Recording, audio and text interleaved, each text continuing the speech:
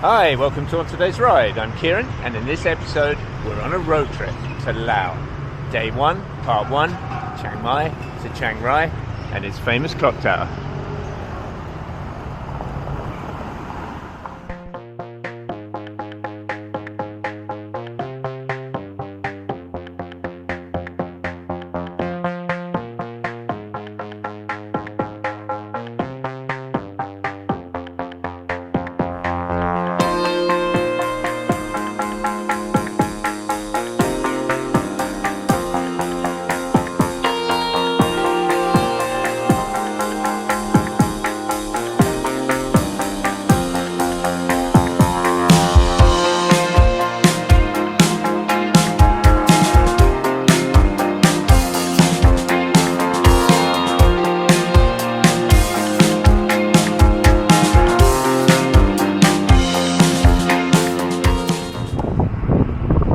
Okay, we're on a road trip.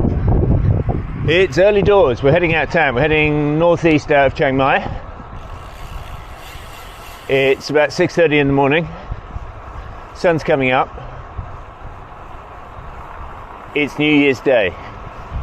So, my major concern at the moment is drunkenness.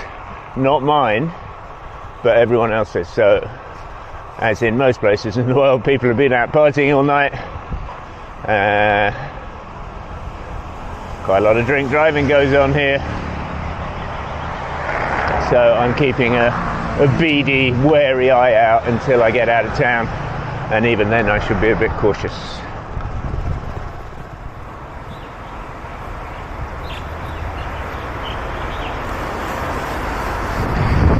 Past the fire brigade, heading for the Chedi roundabout, the Stupa roundabout. It's a Buddhist structure in the middle of the road that we go around, and we're at the Ping River that flows through Chiang Mai. Now we've got to do a little manoeuvre up and over the bridge and out of town.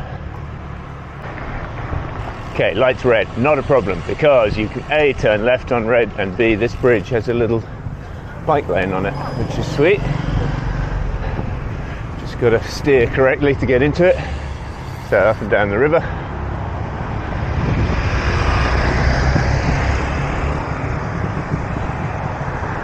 Nice little sidecar, plastic chair sitting in there. The lady's sitting in that, and they're off to, I suspect they got a little food stall somewhere. Okay, looks like we're off. They always know, the Thais always know when the light's going to go green. They have an inbuilt sixth sense for it, and they pull away a millisecond before it goes green. The lesson from that is never jump the lights here, as I learned to my cost once last year. Got away with it though. Okay, so we're on a road trip. Big question is, where are we going? For how long? What's the plan? What is planned? Well, we're headed out of town to Chiang Rai, which is our destination goal for today. It's a big and basically fairly boring ride. I am on this road now for at least 100 kilometers, whereupon we turn left onto another big road for the next 80 kilometers or so. So it's about 188 kilometers, Chiang Mai to Chiang Rai. We'll spend the night there, and then tomorrow we head for the border with Laos.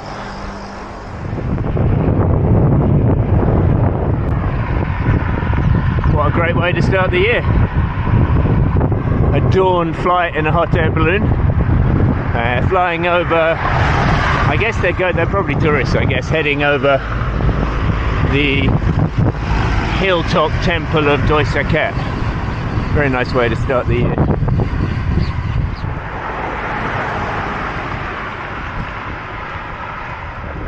Okay, we're heading for the hills. There's a bit of climbing on this ride. I think there's about 1,500 meters of climbing, so it's by no means flat. And there's at least one quite long climb, so but we get that all over with fairly easily, and then we'll drop down to the hot springs where there's a 7-Eleven, and we'll stop for a little snack. But for now, road's got narrower, we're down to 2 lanes and a bike lane, and it should stay this way now, kind of all the way. Okay, I don't know if you can make that out of my computer. Bottom right, air temperature, well, it says 13 degrees. It's a little bit ungenerous, this computer, so I'd say it's nearer 15, but there's definitely a nip in the air. It's quite chilly, but as you can see, there may be a nip in the air, but there's no clouds in the air, so it will warm up as the day goes on. But it is winter, so it won't get too hot. I suspect a pleasant 27, 28 degrees by mid-afternoon, just right.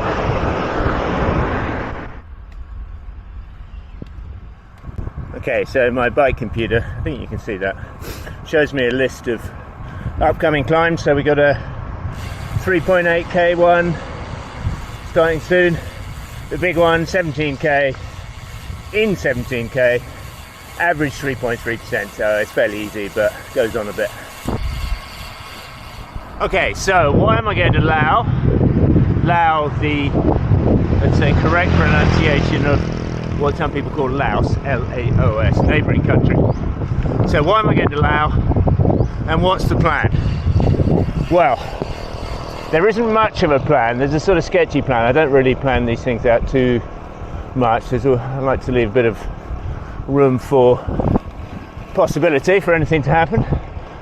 The only strict conditions are I've got to leave the country by tomorrow, and I can't come back until a couple of days later.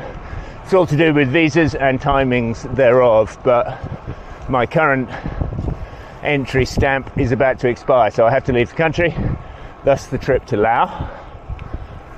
And I'm headed to Vietnam in a month or so, so I have to come back on a certain day so that the new 30-day stamp aligns with that. Slightly complicated, a lot of counting of days in the diary, hoping you don't get it wrong, but I think we can file these trials and tribulations very much under first world problems. Anyway, so the loose plan today: Chiang Mai, Chiang Rai, which will actually be probably the toughest ride of the lot, and then tomorrow Chiang Rai, Chiang Kong, which is the border with Laos.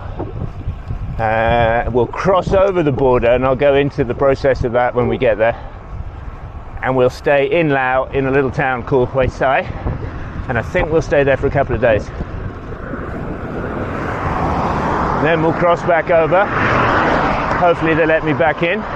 He wasn't going in a straight line. I can see that. Hopefully they let me back in, give me another 30 days, and then we're going to do a few days touring into an area of northeastern Thailand that I have not explored before, including riding up and summiting Puchi Pha, a big mountain with apparently very impressive views from the top, so I'm looking forward to that.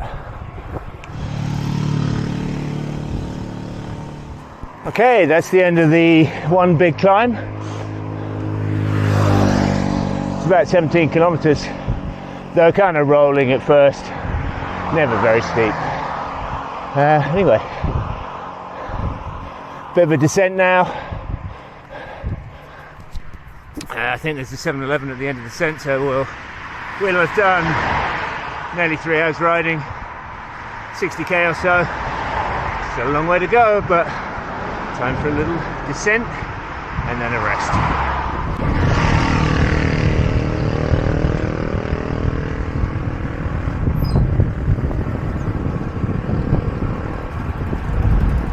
Okay, we're down from the climb, a little bit warmer now. It's a superb descent from the bit at the top, very fast. I think we got up to just under 80 kilometers an hour. Would have been faster if I hadn't been filming. because I have the camera on my chest, so I have to sort of puff my chest out a bit, which is not very, shall we say, aerodynamic. Anyway, we're down. I think there's a 7-Eleven soon, so time for a break, I think.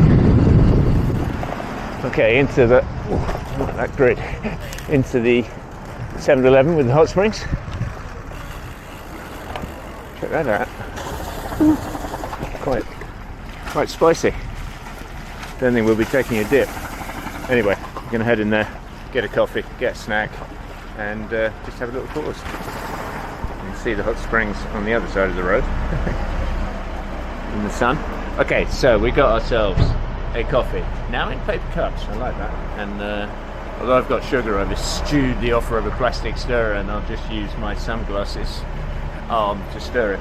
And then I've got to eat, I've got a sticky rice burger, so it's a sort of burger, and instead of a bun, it's sticky rice, which, okay, it doesn't sound great, but they are good, and they're good energy as well. They got some weight to them. That's the main thing. Okay, so we'll have a little snack, have a little break, and then we'll roll on. Okay, we just do a little kit run through for the bikepacking nerds like me. So I'm on my road bike, not my gravel bike, so lighter, a little bit faster, better at climbing. Minimal gear, so I've got this at the back is just my normal toolkit, but I've strapped a pair of evening shoes onto it with a very basic lock. And then I've got my frame bag. So my frame bag hasn't got much in it. It's got like a wash kit, a little bit of soap powder, a knife, a t-shirt and a pair of underpants for the evening. And then I've got my top tube bag, and that's got my cables in, although I forgot to bring my charger set, my wall plugs, so I'm going to have to buy some more. Yeah, a couple of water bottles. That's it. I've got my sort of hip bag, waist bag, which I can get quite a lot of stuff. I've got my drone and my camera and passport and all that in there. I quite like that. I don't feel the weight on my hips, and everything's kind of secure in there. I'm wearing like my sort of more gravel mountain bike clothing, a little bit looser, and it means I can wear, I've got undershorts, padded undershorts, but I can use these overshorts in the evening, so it's one less thing I have to bring. All about the weight reduction. I'd say I've probably got like 1.5 kilos extra gear on there, very, very minimal indeed, so it means I can do 188 kilometers in a day. Okay, so these ladies are cooking eggs in the boiling hot springs. Waste not, want not. Use that energy. It's free.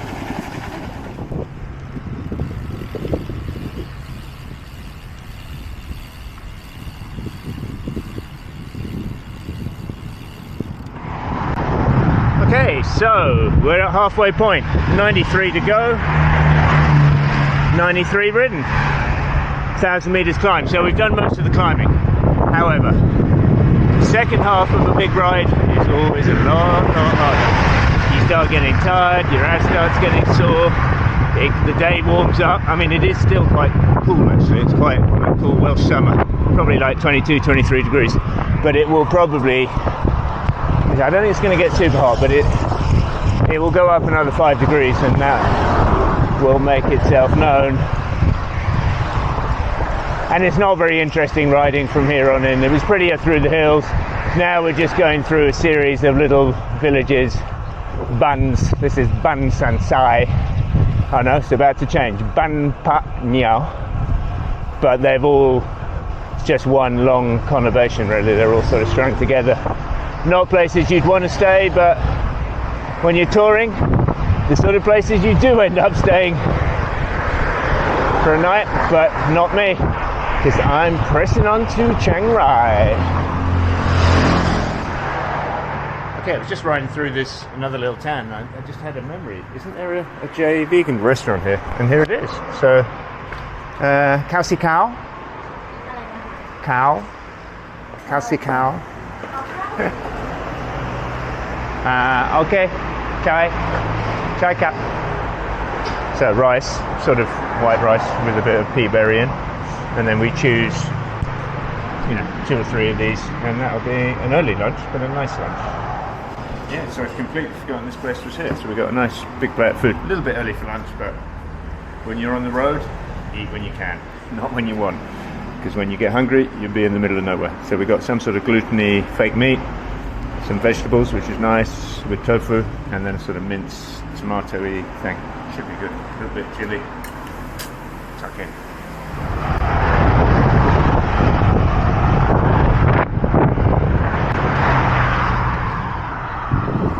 Okay, only 50k to go. Time for a cold drink, I think, and a little pause. My feet are a bit sore. Negotiate this gas station into 7-Eleven. See what we can get. Ooh, 7-Eleven with benches. It's definitely a bonus in my books.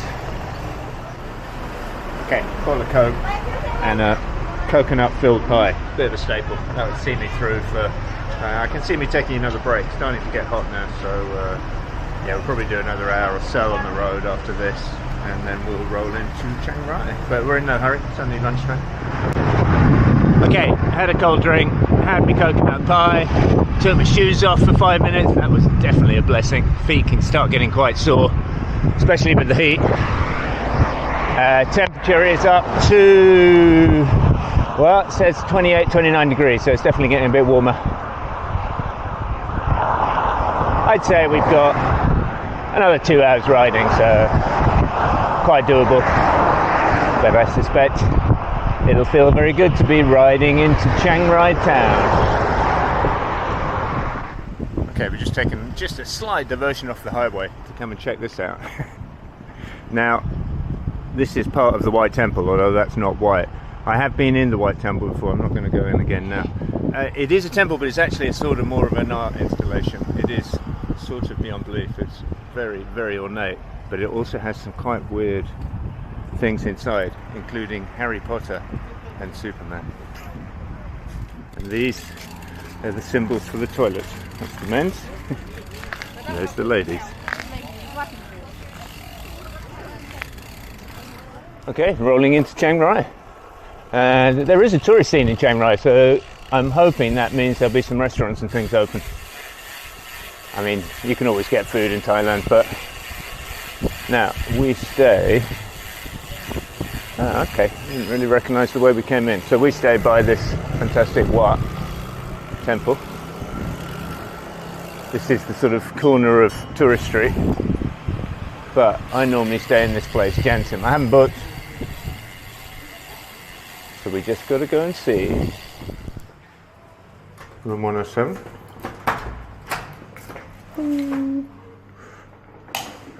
Oh yeah, you've got to put that to get the electricity to work.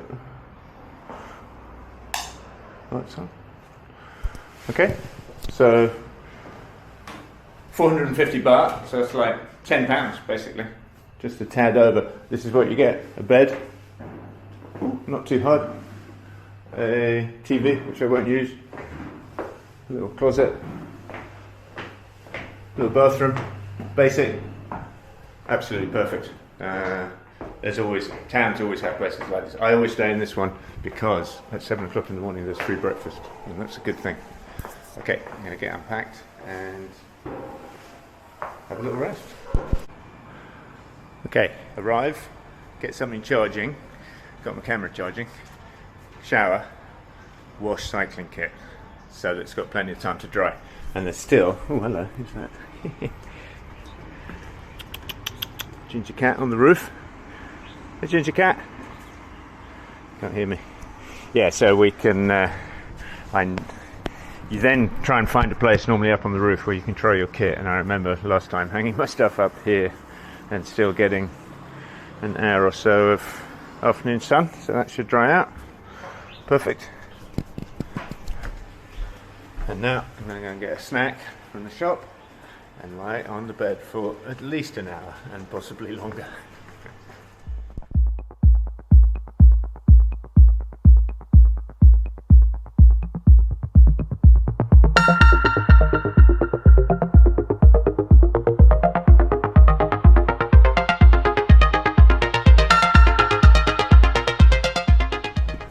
Okay, so it's the next morning. We're up, we're breakfasted, we're packed up. School on the scooter. and we're heading out of town, heading for the Laos border. So that is the end of part 1 of my road trip video. In part 2, we'll ride to the border, we'll cross the border, and we'll check out Hue Sai and a new country in Laos. Okay, as ever, hope you enjoyed the video. If you did, please give me a thumbs up, and see you in the next episode on today's ride.